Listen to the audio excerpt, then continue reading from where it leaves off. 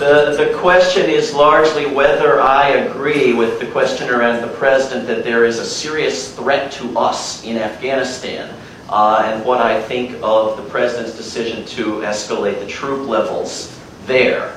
And I think that if we are to imagine that these fewer than 100 members of Al-Qaeda there in Afghanistan do indeed have superhuman powers, and that it does make sense for us to have thousands of troops per capita there with unmanned aircraft and tanks and massive bases to go after them when they take off their capes and we're able to spot them, then I think it makes perfect sense. But I think, you know, the justification that the president uses is still tied to revenge for 9/11 and going after terrorists and going after Al-Qaeda, because that was built into the unconstitutional authorization to use force that he's still using as cover for this. Hence, the resulting need to use that nonsensical argument that we need all these tens of thousands of troops to go after these fewer than 100 people. If, on the other hand, you are considering the mission to be going after the Taliban, which, by the way, is not Al-Qaeda, but is the Taliban, and really pacifying the nation of Afghanistan and all its valleys, then, according to every estimate by the U.S. military, we needed to put in hundreds of thousands of troops to have any sort of impact. Why do you think he increased the troop levels?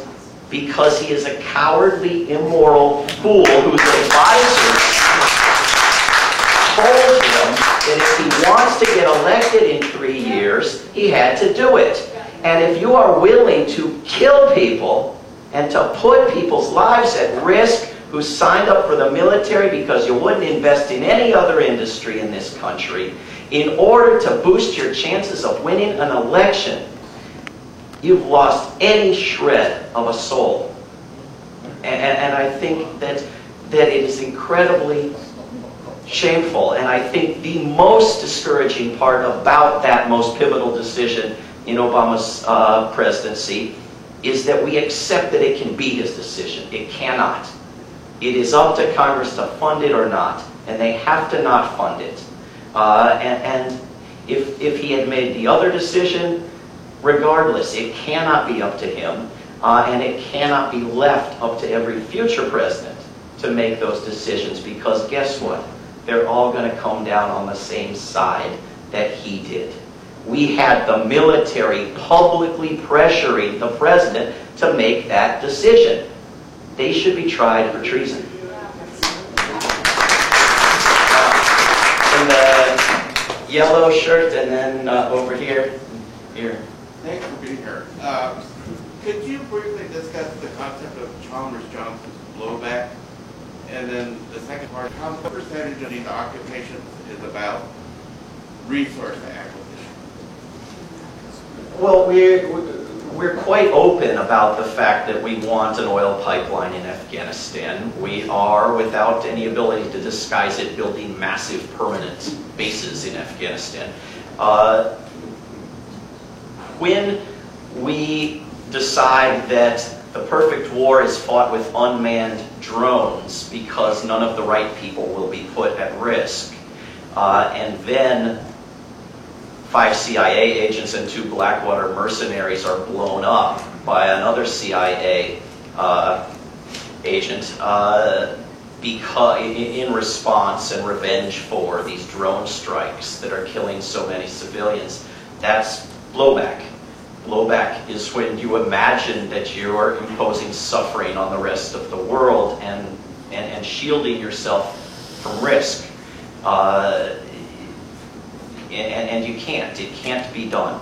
You cannot protect this country by strip searching airline passengers and building a wall along Mexico. It can't be done. You have to stop making everyone passionately hate you.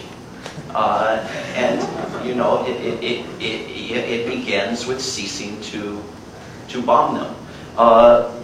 Let's take a few more questions and then sign books and talk one-on-one. Yes, it was here, and then there were 2 in the front row. Yeah, David. you point out that, you know, our Congress and our administration have been very corrupt. But I'm wondering, how is it that you would give a pass to the official story of 9/11, when in fact it's the seminal and the hinge event which creates the excuse and the fear and everything else that goes on? That's the first part of my question. If you go so far as to say, well, yes, we need to look at it, and I think I'm coming from some words that you expressed previous to this event, that something substantive in an investigation needs to happen, then how would you get behind it? Would you get behind it? And have you really given a pass then to these same people who are so corrupt? Wouldn't you think they did 9/11? There are many horrible things that have happened in recent years, and there are a few of them that Dick Cheney didn't do. He did a lot of them, and he did many of them, many thousands of times worse than 9/11. Most of them, as you note, justified by propaganda built up around 9/11. Having worked on an article of impeachment against George W. Bush for allowing 9/11 to happen, I don't think I've been entirely complicit. I don't have any question that treating that crime as an act of war and launching a vague war on the world because of it has been the undoing of our country these 9 years. I have demanded and joined with many others in demanding a serious investigation of what happened.